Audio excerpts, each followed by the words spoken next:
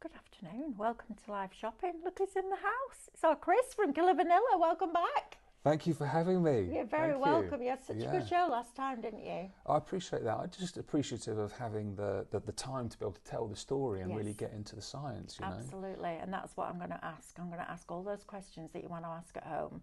But if you have got questions, please feel free to type them into the comments underneath the video. If you bought Killa Vanilla last time, I love the name, I have to say. Killa Vanilla, I think it's fabulous. If you bought it last time, please let us know what results you've seen. We already had a lovely lady called Lizzie in the previous show, couldn't get in fast enough. She was like, oh, it's really good. I don't eat cake every day now, which is always a good thing, right? So we are live now on liveshopping.vip. It's super simple to shop with us here. There is one product on the show. So the only shop code that you need is shop vanilla. $29.95, and that will get you 3 months worth, right? Yep. And I have to tell you, so I will openly admit, I have yo-yo dieted probably from the age of 13.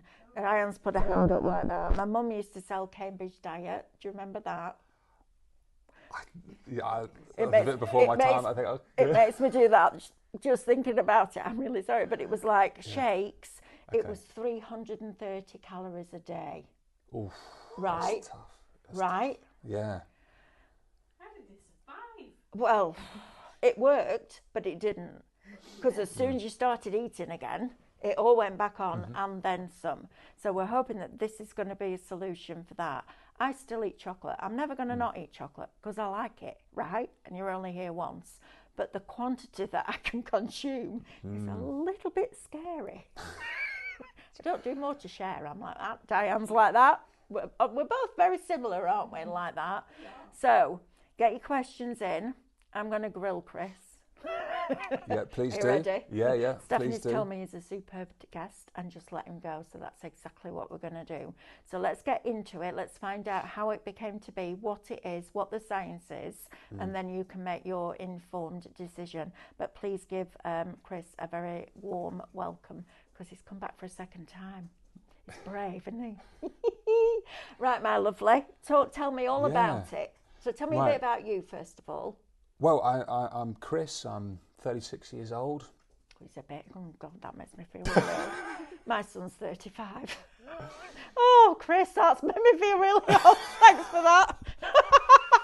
Oh my goodness me, I could be your mother. That's really scary. It's okay. It's okay, isn't it? Yeah, it's fine. Absolutely. Oh, it's good. Oh, sorry, I'm wrecking the set. You'll find that about me. I'm not very good at sitting still. Yeah. Right. Yeah, and well, I guess I've done a fair amount and quite a lot of varying things. I mean, my background is actually in real estate and construction, so buying land and buildings.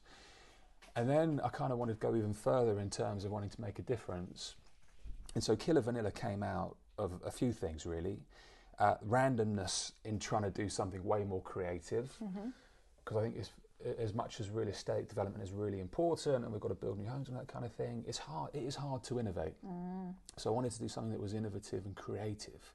And so there was a ton of randomness that came to Killa Vanilla over many, many years. There's been many, many years of research. I guess secondly, Killa Vanilla was in part to deal with our own cravings. I used to have terrible sugar binges. Right.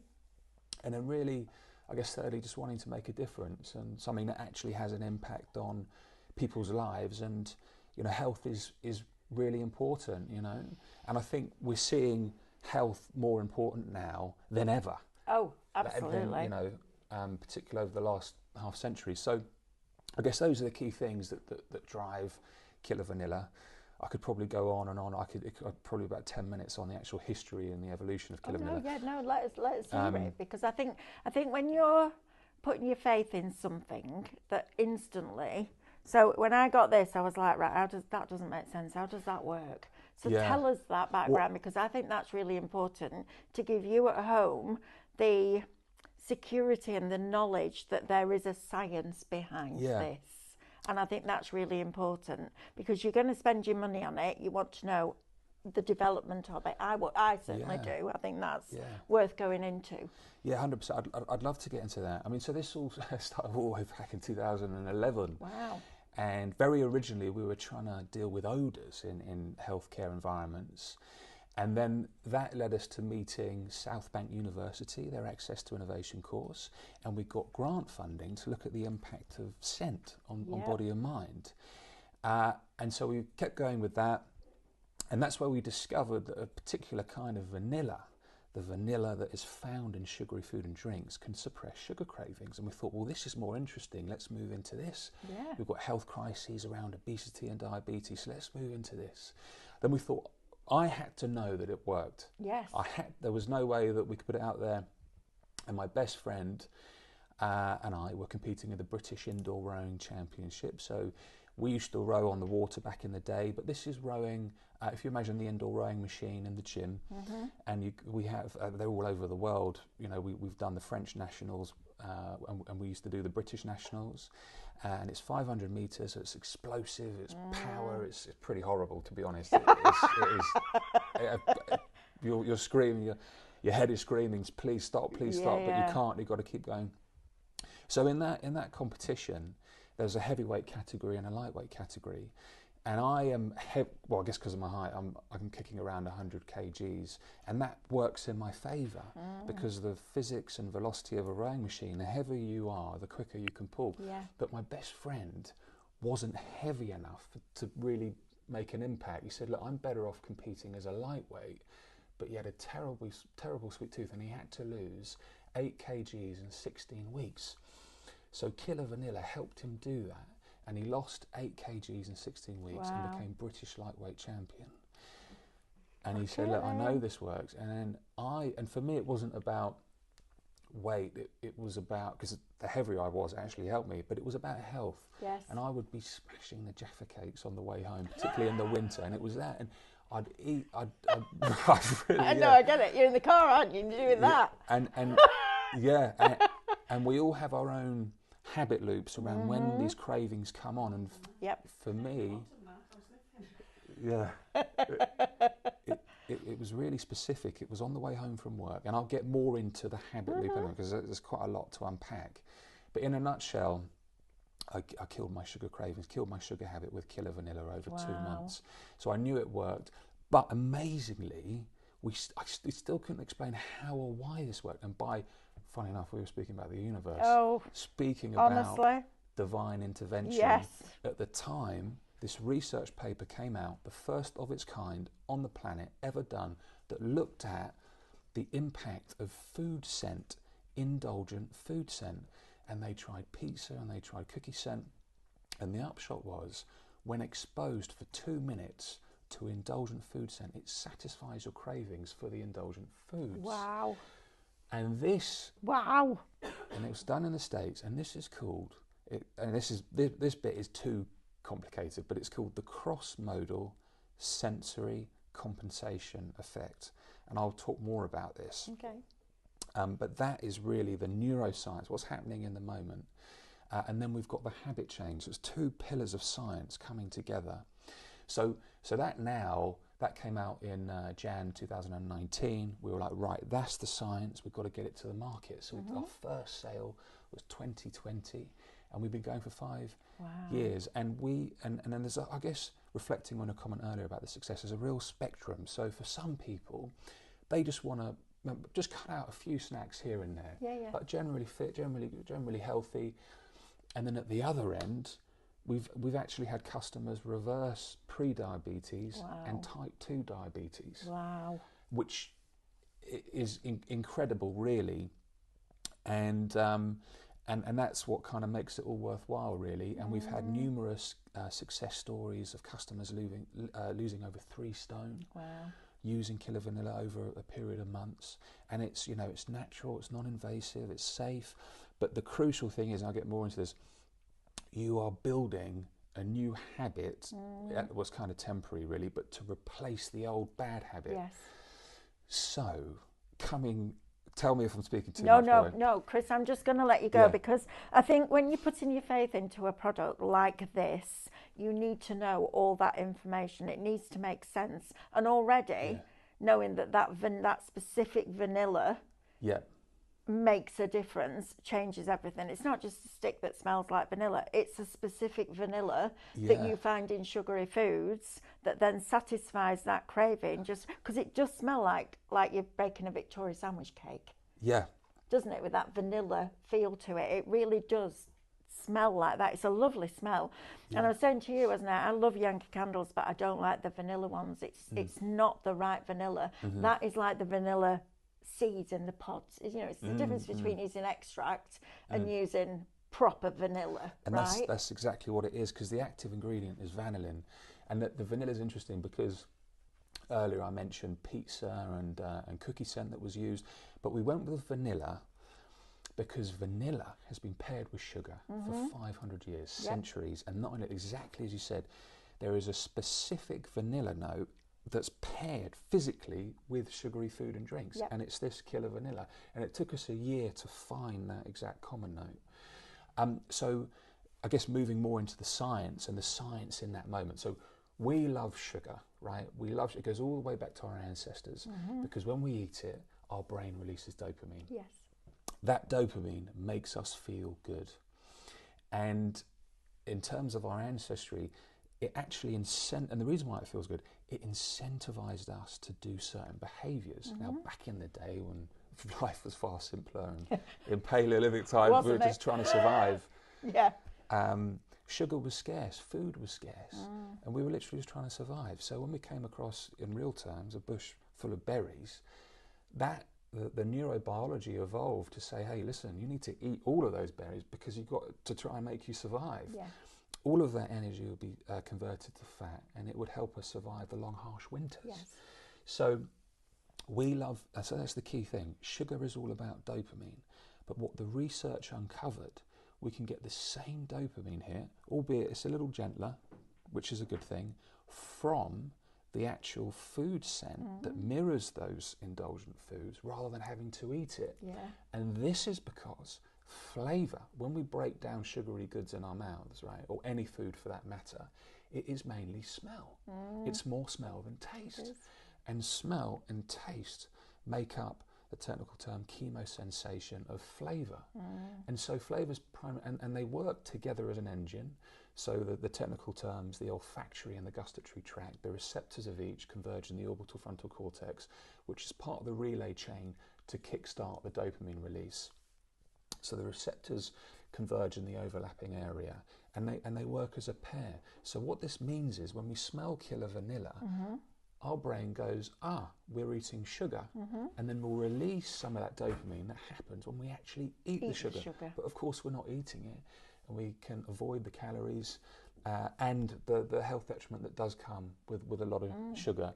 And I guess just in terms of speaking about, hunger and appetite and all that kind of thing, we believe, right, if you're hungry, you should eat. Absolutely. If you're hungry, you should eat. So this is not an appetite suppressant. No. It's a sugar craving suppressant. Yep. So this is when you're, when I go back, I desperately didn't want the Jaffa cakes. In my head, I was screaming in my head, I do not want the Jaffa cakes, but my cravings were so powerful. Absolutely.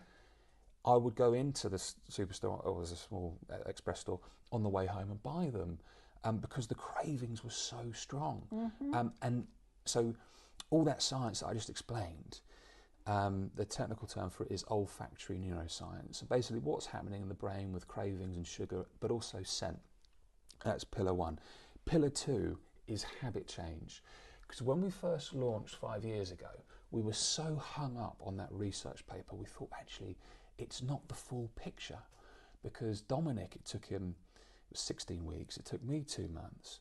And so actually there's another whole piece in this, what is that? And then we did another 6 months of research. We worked with specialists in the dietary fields and people with the NHS as well on an informal basis and did our own research. The second part is habit change. So let me explain what a habit loop is. In those times where we think, I don't want the sugar, but I'm giving into my craving. That's because it's a habit. For a lot of our customers, it's a habit. So first bit is a cue and or a trigger. They mean the same thing. So you mentioned you were in the car I know it. When I go home tonight, I'll have a bath, I'll sit on my bed, I'll watch some telly, and I'll go, right, where's the chocolate? Right. Because it's Saturday night. Right. And do you know what the most ironic thing is for me? When we say, oh, I'm going to treat myself, and we treat myself to something that isn't good for you. Yeah. Right? Right. Why do we call sugary food a treat? Because it's not. We're not treating our bodies to something that's healthy, are we? Yep. Piece of fruit, maybe. Yep. But it fascinates me. This is brilliant. I love this. And so what you described were your triggers. Yes, and absolutely. Often. Or in the car. Yep. Like that, on your own. Yep. Listen to a podcast. And you Yep. look down and you go, where did all those go? Yeah, 100%. Oh, Right? right. Right? Yeah. You do that, don't you? It's just one of those things. Yeah.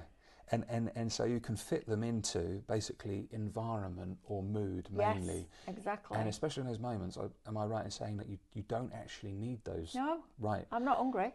Right. And so what we're after is actually the dopamine. Yes. That's yes. what we want. Yes. And so, and the other thing with mood, so there's a couple of things here. So when you're in the bath, you know, and the other thing is also watching TV. That's another classic one. Yep. It's nice, it's comfortable, it's great. And remember, our brain is hardwired to seek out dopamine. And sugar isn't just one way of getting it. We get it from our phones, from social media, a whole ton of things.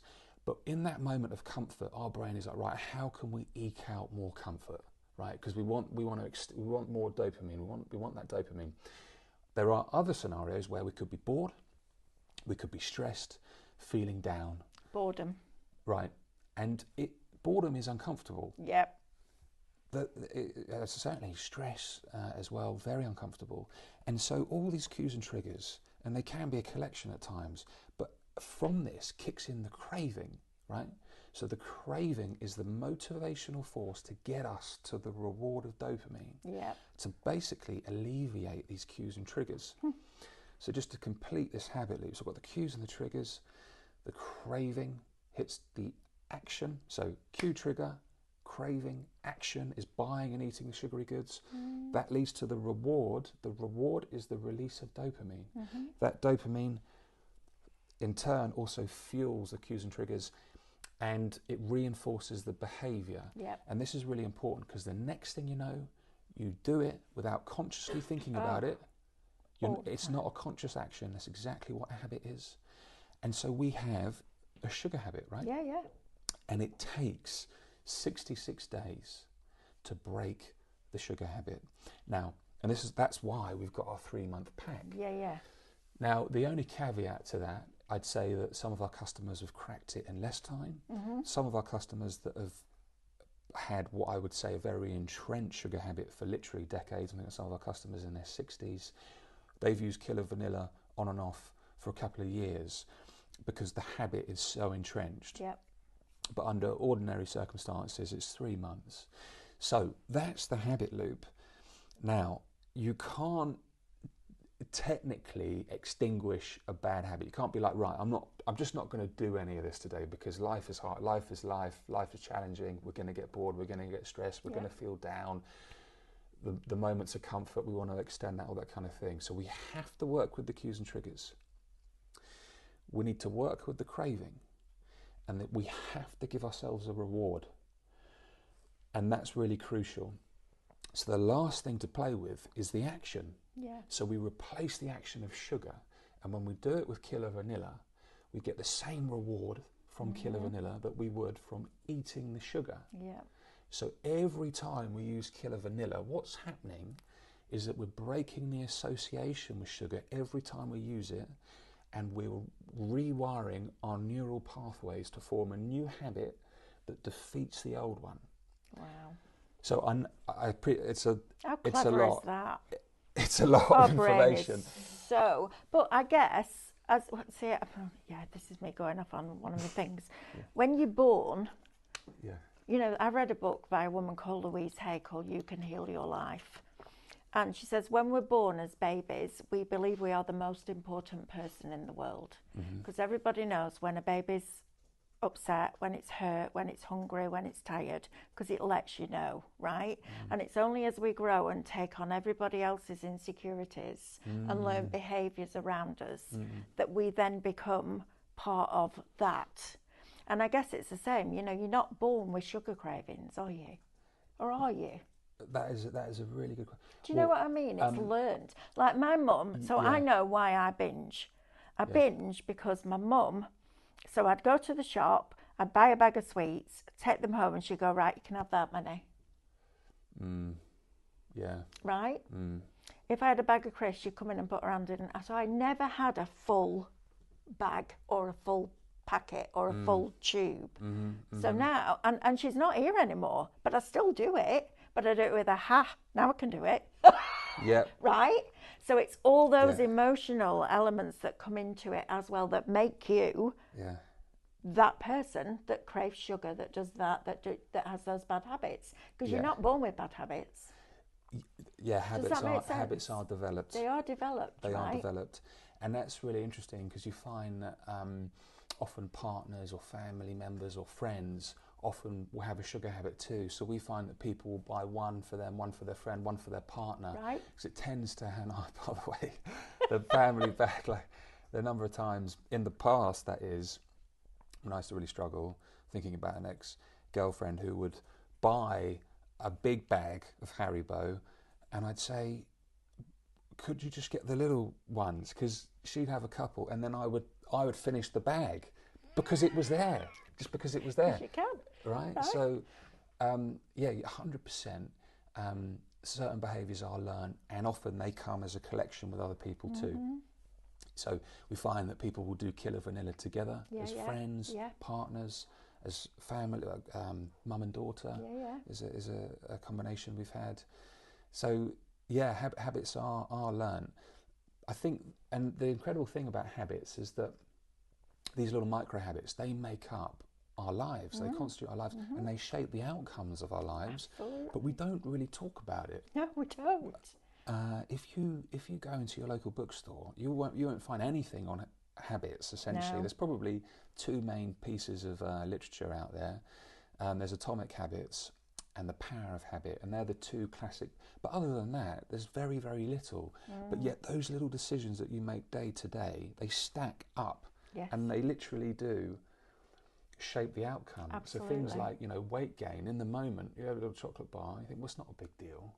No, because you don't feel it instantly, do you? Right. But then you get on the scales 3 days later and you're like, blinking egg. Yeah. Right? Yeah.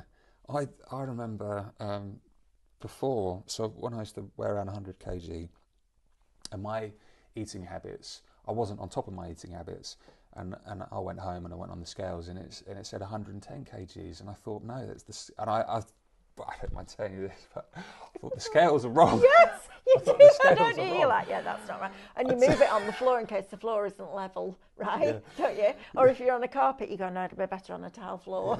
You do all these things though, don't we? I thought the scales were wrong. I thought that can't be right. And that's because I wasn't really focused on what I was eating day to day. No. And it creeps up on you. It does.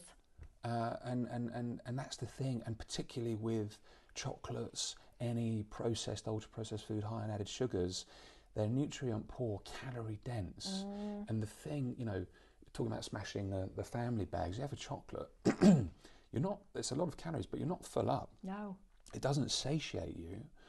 If you take a piece of fruit that also contains but naturally occurring sugars, if you have an apple, it's hard to have a second apple because it's actually really filling. And even I eat more berries than apples, but when I used to have an apple with my porridge, I could only have half an apple. I couldn't eat the whole one because it's so naturally satiating and filling. But a chocolate bar is not at all. So that's how you can easily do. And then the other thing, there's an interesting school of thought at the moment, that your body intuits what it needs. So if it's not getting the nutrients from a food, it will keep eating, keep going, because it thinks it will eventually find the nutrients. Yep. So all these hard wirings that are going involved. I'll tell you what I think is really naughty though, with the processed foods, is that there are food technicians who will design the foods to light up our brain's reward center. So the way that we're talking about the dopamine, all that kind of, we're not the only ones who know this. big food manufacturers and the sugar industry know this, and we're hooked on the stuff, and it's because of the dopamine. Absolutely. So they know it's hard. You can't just have the one biscuit or the one chocolate. They're not designed that way. And then some chocolate manufacturers have put on their packaging now, I'll have one, split it in two, have one now, have one later. Yes. And I think, yeah, right. Yeah, I mean, that's going to happen. Nice idea, but it's never going to happen. But you're absolutely right. You do, don't you? You buy the chocolate, it doesn't matter how big the bar of chocolate is, you eat it. Yeah. Right? Yeah. And I'm really bad, so I go, I'll just have a couple of pieces. Yeah, that never happens. Yeah. Because you have a couple and then you go, oh, yeah, that was nice. And then it's in your head, isn't it? It's in there and it's like, yeah, but I could just have a bit more and it'll be fine. And I'll tell you something else, low-fat products as well. Don't be fooled by that. Mm-hmm. I looked at the sugar content of a low-fat yogurt the other day. There were 4 teaspoons of sugar in that low-fat yogurt. Mm. And if you don't burn that sugar off as calories, it then turns to fat, right? Yep. Right, I've got some comments and questions coming in. Oh, I'm on low power mode. Oh no. Oh no, we need to get Diane the extension lead round here with the cord, with the adapter. Sorry, my words, God, shocking. Right, let's have a look. We've got some questions coming in. Placed my order already. My appetite is just weird after chemo. Julie, I get that.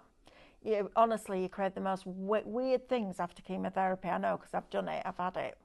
And all I wanted when I was in hospital was a poached egg on a crumpet. It came out, it didn't taste anything like a poached egg or a crumpet.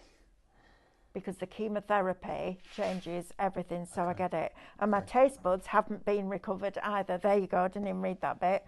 I'm hoping this will discourage me from reaching for the sweet treats I can actually taste. Fingers crossed. There's the thing. Yeah. Your brain is that powerful that it can make you taste the food without eating it. That's bizarre, isn't it? I think, Julie, honestly, from my experience of that, because I am the biggest cynic going, right? And somebody says to me, take that, it'll stop your sugar cravings. I'm like, what? Really? Yeah. You know? I mean, I have been good and I have got some willpower, but on the days when I haven't, this has been amazing. Because you smell it. And how often in a day would you use that? As many times as you need to? As many times as you need to. Whenever you get your craving. The key thing is 2 minutes is crucial. So the research shows it's 2 minutes. 2 minutes is really, really important. Oh, you see, now that makes more sense. And you mentioned willpower. Willpower is really interesting. Willpower is a real thing, by the way, and it's a finite resource that gets eroded throughout the day. So particularly if you have cravings in the evening, your willpower... You're so right. I can avoid chocolate all day. As soon as I sit down in front of that television... Right, Katie's on camera. She's like, yes. As soon as you sit down and you're like, right, I'm watching the programme. I have to watch I'll tell you how bad it got for me. I had to watch programmes where there were 3 or 4 storylines going on at once. So I really had to focus on what was going on. Otherwise, I'd either be on my phone playing a ridiculous game or like that. Yep. Right? Yep. And did you say that was the news, by the way? Or the headline? Anything. Because the news, I can't deal with the news. I feel like the whole world's collapsing. And you do. I just hear about people dying.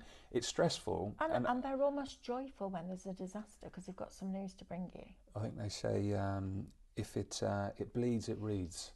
So, which is quite cynical, but it's right. And I find it quite stressful. So I can understand why people would be eating sugary goods when they're watching the news because it's so depressing. You need the dopamine. Yeah, the dopamine makes you feel better. That's right. How clever is this? Come on, guys, you've got to try this, right? Seriously.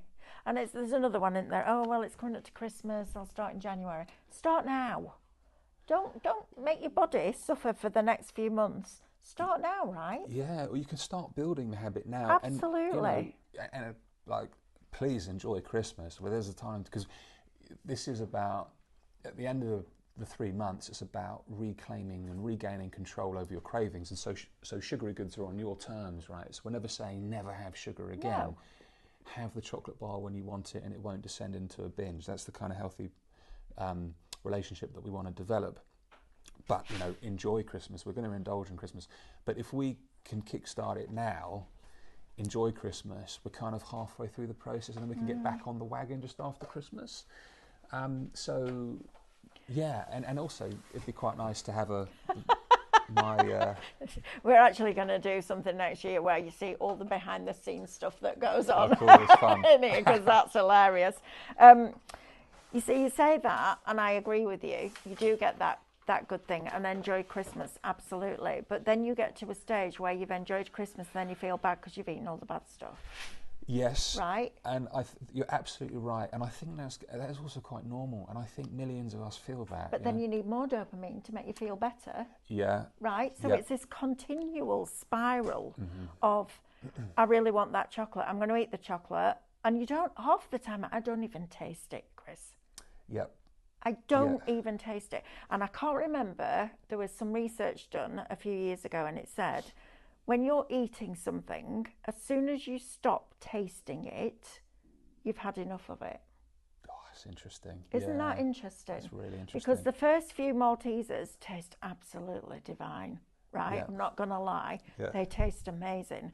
But after about 10, you don't actually taste them. It's that habit of, isn't it? And then you've This is fascinating. I love this. This is brilliant.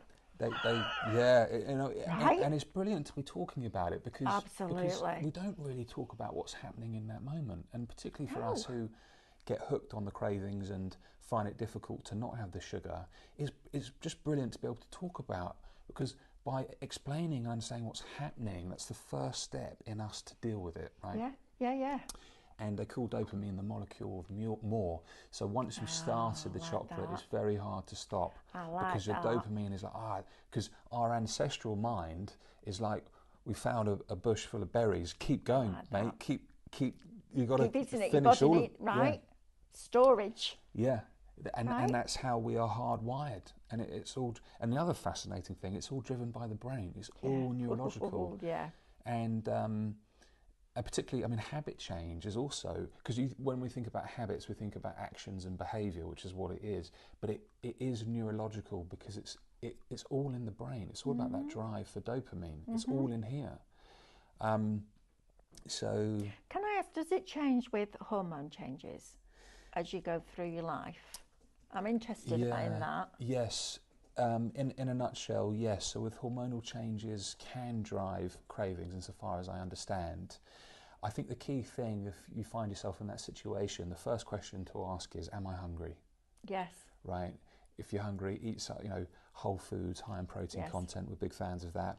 If you're not hungry and you don't need any food, particularly the sugar, then you can use Killa Vanilla. Yeah. But yes, certain parts of life and age, there are different things that affect cravings. I think most women out there, and there's 3 of us in this room who I think will agree with this. You have a certain time of the month and you just want sugar. Yeah. My husband said to me, I have never been as scared ever in my life as that moment when you were due to come to that time of the month and I took your chocolate off you as a joke. He said, I have never been as scared of anybody in my life when you looked at me like you were going to murder me on the spot, and I don't shout, and I just went, give me the chocolate.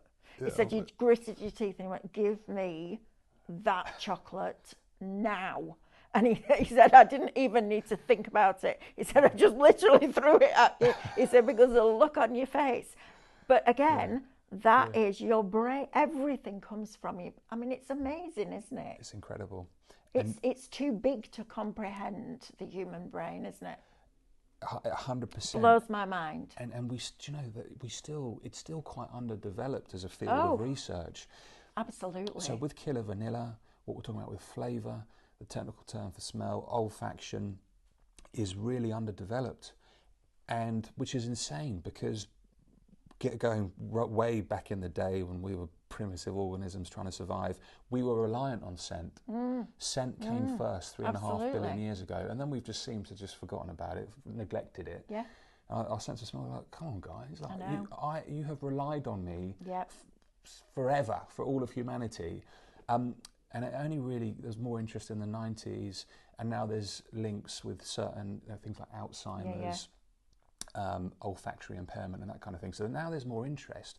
But this here, what we're doing, there's nobody else on the planet using food scent in this way, or even know what it's capable of. Wow. Because that research that came out 6 years ago, we think has been buried by the food industry, because they know the magnitude of what that research discovered. Wow. But the good news is we're actually doing our own, and we're building on that research. I love that. There is a guy. Right, come on, guys, you need to be in at the beginning of this. This is really exciting. Nobody else on the planet. There is nobody on the planet doing this right now. And we've also got our patent granted, so nobody else can do this. And that took us 5 years to get that patent, I bet. because we had to demonstrate the science. Exactly that. So was, you know it works. Yeah, they needed. It's not it might or it might not. It will work. To get that patent, we had to provide evidence. Wow. They had to know the science. They had to have all of that stuff to basically award us the patent. So this and coming back to your first question at the beginning, why this? It's the innovation of the science that really excites me. That is the thing that really gives me a real buzz, is the innovation and the science. And we're now working with certain people in the UK. So the UK's #1 academic specialist, great guy, based in Portsmouth, called Dr. Lorenzo Stafford. So he published his book last year. It's called Smell, Taste, Eat, the Role of Chemical Senses in Eating Behaviour. Wow. That piece of literature that he put together, because it's so niche, like this field that we're in here is so niche, that book is the UK's, it's the first of its kind with that specifically. So we're teaming up with Lorenzo, and we're doing even more research. Fascinating. And we're working with a GP practice. I love this. This is brilliant. Yeah, Imagine if you could have that on the NHS. Well, I've applied for something called the NHS Innovation Accelerator course. So it's like a 3-year thing. I've got to get on it though. It'd be very, very, very tough to get on it. But I have a feeling that you'll make that happen.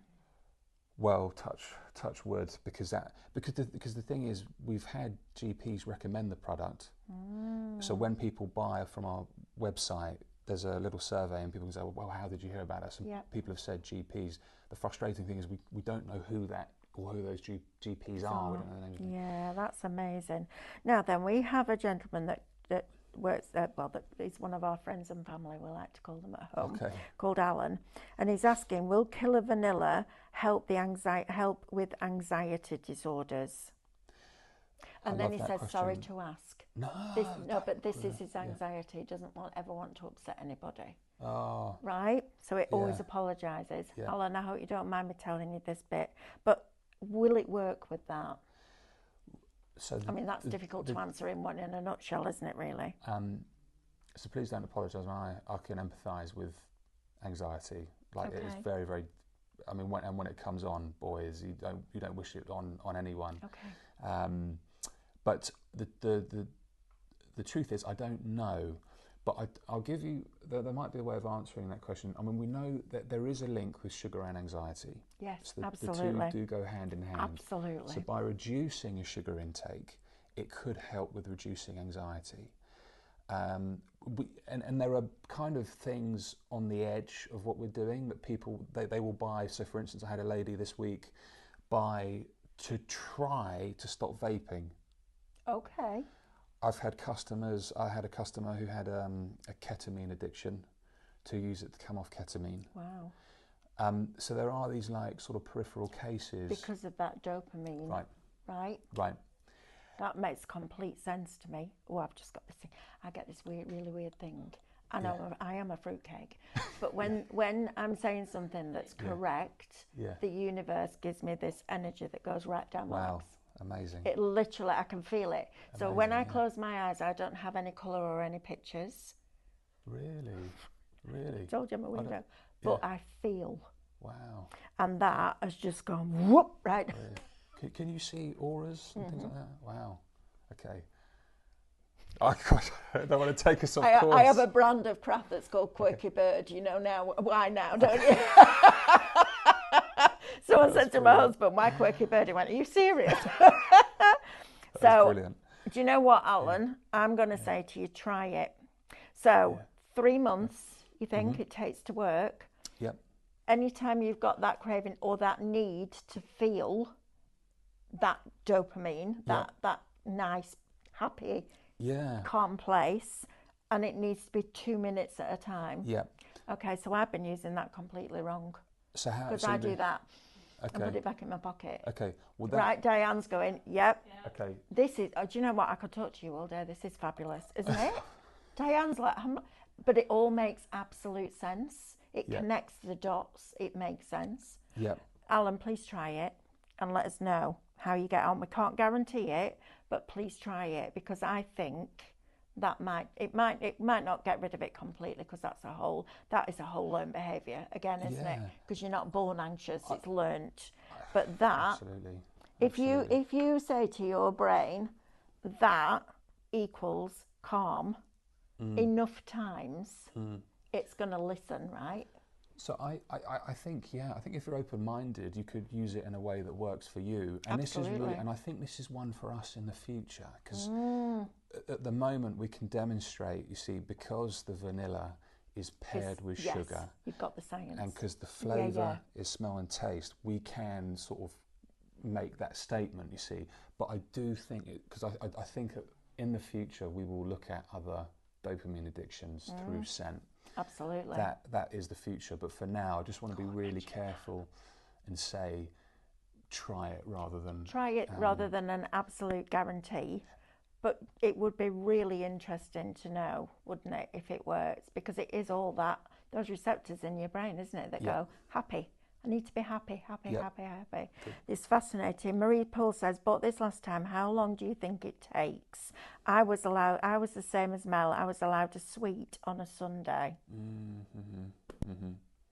One sweet on a Sunday. And isn't that amazing? It's and that's why learned behaviour. Yeah, restrictive diets we think don't work, because when you're restricted, whereas what we're saying is it's about regaining control. Absolutely. So like you said, you do have chocolate here and there, like I do, but it's on my terms, it's in moderation, it's a healthy relationship. So we never say, that this is a really important point. And it's, and I think the sad thing is, I think that probably came from a good place with your mum. Yeah. Worried about your absolutely. teeth and that kind of thing. Yeah, absolutely. And that is like the complexity of life, with parenting, that kind of thing. You think you're trying to do something helpful. There was also an element of she cared what other people thought. Okay. Right? And I mean, she struggled with her weight. Okay. The whole family, but it's genetic. I am exactly the same shape as my mum was. Okay. Exactly the same shape. Yeah. And some of that is genetic. And it was like, I had friends who were super tall, slim, all of that. And it was for her a lot about what other people thought. Okay. What I struggle with is when she passed away, I didn't have to worry about what anybody thought, because I'm one of those people. I'm not bothered what other people think. As long as I know I'm a good person and I can sleep at night, that's what, I love that. For me, I love that. That's who I am. If you don't like it, don't look. That's my thing, right? Yeah. But even now, when I'm eating that more to share bag, I'm going, I wouldn't have been able to do this, would I? Yeah. Isn't that bizarre? I'm 56 years old, you know? So my auntie, my dad's sister, always wanted to get a tattoo, and her mum never allowed her a tattoo. And then when she passed, bang, and it's like got lots and so that restriction never. It's complex though, isn't it? It's very complex. It's a whole new. Could spend another hour talking about that. Absolutely, learnt behaviour, etc. Right now, then we've got Lizzie. Lizzie, I just popped in to say I bought this last time. I now don't eat cake or biscuits every day, and don't even crave them. Little bit of willpower first, but it's paid off, and I eat better. Thank you. That is what it's all about. How good? I've got that thing again. How good does that make you feel? yeah, I want to kind of. That's your dopamine, right? Yeah, that is my. Right? That's my dopamine. Yeah. But you know, This is so exciting. I love this. Helen McGrath, well done you. What do I do now with Jaffa cakes in the cupboard? so Don't give whatever. them Chris. Don't give them to Chris. Don't encourage him. That's brilliant. I love that. Right, Lizzie. If you want to eat the Jaffa cakes, eat the Jaffa cakes. Mm-hmm. There's two there's two different things. There's, first of all, if you've got it in the house, you know it's there. You're not bothered about it.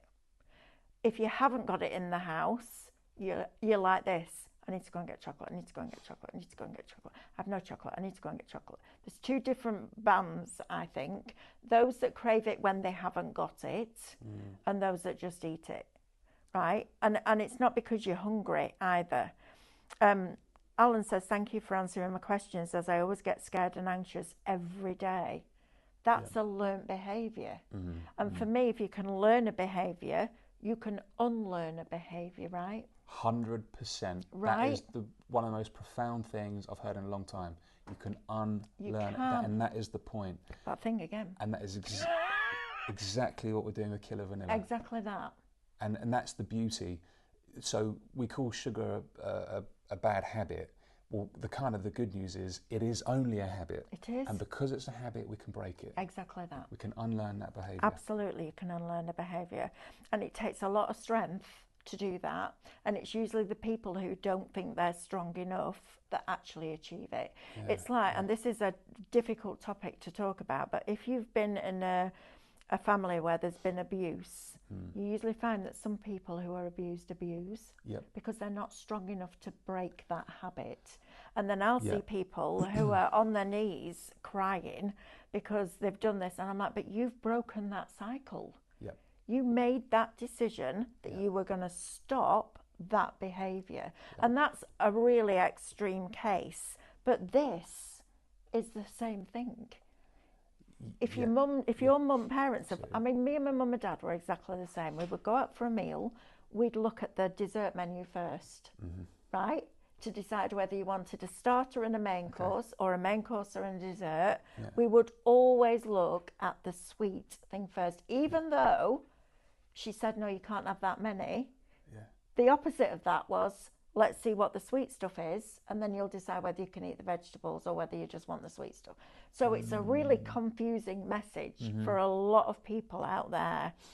You are your own person. You have the right to choose what you put into your body, right? Absolutely. And if you want to unlearn that learned behaviour, and it doesn't happen like that, because I've got 56 years of that learned behaviour. Yep. It's going to take me more than 3 months to unlearn Yep. that behaviour. But I will tell you that has absolutely helped. Yep. When I get back to the house at night and I've had my bath and there's that bag of chocolate buttons, and it's not even a mortar share, it's a big extra large one, I can now go to that bag and have 4 of those, and that's enough. Love it. Because I have my Killa Vanilla first, then I have the buttons, then I do my Killa Vanilla again. I'm like, right, I'm done.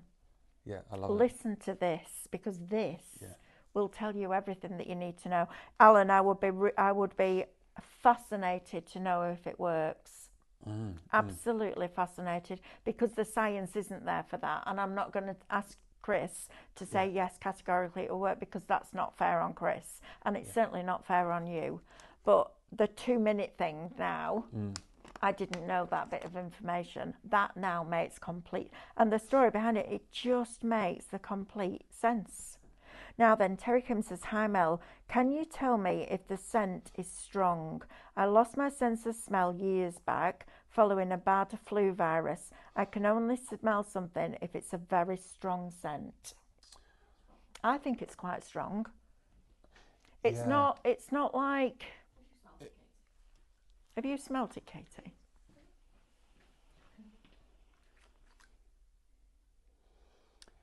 It is, I mean, because obviously the size of it means you can get quite close anyway, so it's stronger the closer you get. So Yeah. you can... And how close can you get? Well, we say waft on the tip of your nose, so don't put it in there. No.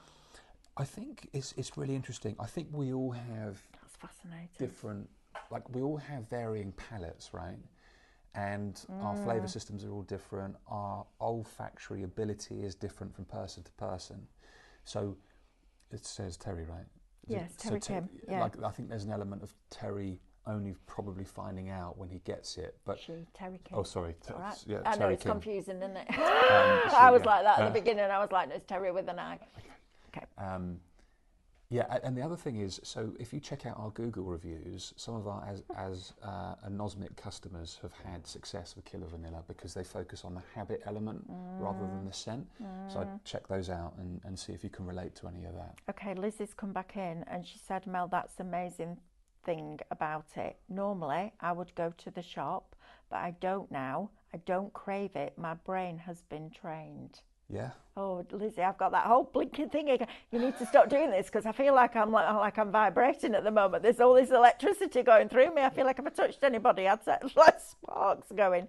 But that is interesting. But she says a chocolate bar in my house stays still.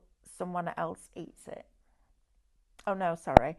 A chocolate bar in my house stays. I think it stays until someone else eats it now. That's amazing. Thank you, Chris, for bringing this product, says Marie. Oh, thank you. Terry Kim says, I was like you. The first thing I'd look at when going out for a meal, the desserts, not too bothered by the main. It's that dopamine, isn't it? It's that constant. Brilliant. Alan's come back, he says, I've had anxiety since 1988 and it has been very difficult for me since my nan passed away in 2022. Absolutely. You know, it's life, as you said earlier on. It's all those difficult elements of life that come along and they knock you off your path, don't they? But there is also an element of somebody who's lived for 56 years knowing that when you're knocked off that path, it's because you're going on a different one.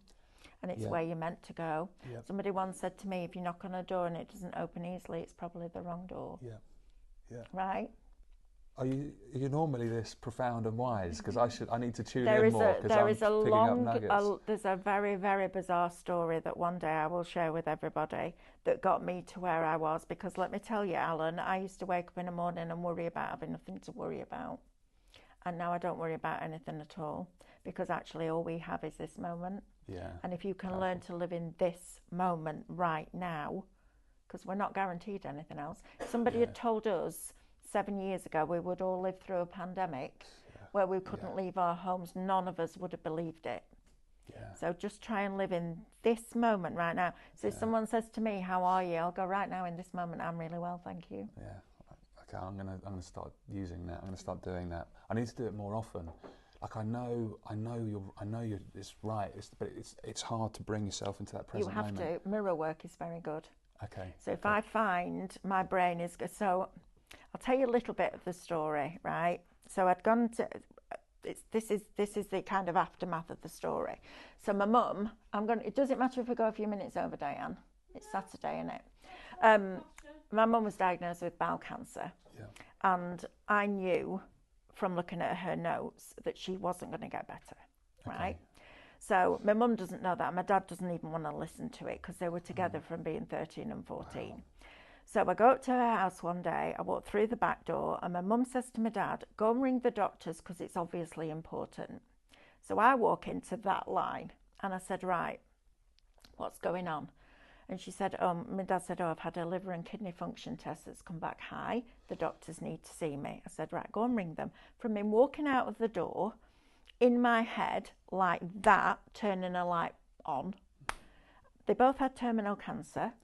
I'd moved out, I'd left Mick and gone to live with them because they both needed caring. All of this went through my head, like, oh my God, this is all going to happen and it's going to be real. And I felt physically sick. And he walked back in and I went, well, and he went, it's fine. They just want to do another one in 6 months' time. And this voice of this guy that I'd been talking to, who has nothing to do with psychology or mental health or anything, his voice went through my head and it just said, your thoughts are not reality. They are just your thoughts. Wow. Right? Wow. Your thoughts are not reality. They are just your thoughts. And then I read a book by a guy called Professor Stephen Peters called The Chimp Paradox. Have you ever read it? I haven't. I'm aware It's of it, though. brilliant. Really? Oh, it's brilliant. Talks about the different areas of your brain. Yeah. So your human brain, which is your learned behavior, which is very logical. Well, human brain, logical. Computer brain, which is your computer brain is your learnt behaviour. Your human brain is the rational part, and your chimp brain is the bit that goes, ah! Like that. Yeah. So you come into work and you've done something wrong, and it's like, oh my goodness, I didn't do that job. Now I'm going to lose my job, and then I won't be able to pay my mortgage, and then I'll be on the streets, and then nobody will want me to, and then I won't be able to get a job because I won't have an address. But it's like that, right? Yeah, yeah. That's your chimp, and you have to learn to control the chimp. That is like the chimp, but for your cravings and your dopamine. Yeah. That helps you go, chimp, back in your cage. And I now, because I can't see anything, but I think about a chimp, putting it in a cage, locking the key, taking the cage out of my ear and going like that. Yeah. So because I can't see it, I physically do that. Yeah. Quirky I bird, love that. right? Quirky bird. So that's a little bit of that story. And one day I will write that story because it's the most bizarre story ever. And people look at you and go, what? Are you kidding me? I'm like, no, this is actually a thing that happened. And it was just a chance. Well, it wasn't a chance meeting. It was a universe that sent somebody to a friend of mine that needed help. And I actually got so much out of that. It was crazy. Please, guys, try this. Listen, it's $29.99. You get 3 months worth. If it doesn't work, what have you lost? But the great thing about this is the science behind it. And I love that because you have actually proven that this works. Yep. If you use it correctly and you use it often and you want to change, because that's the first step.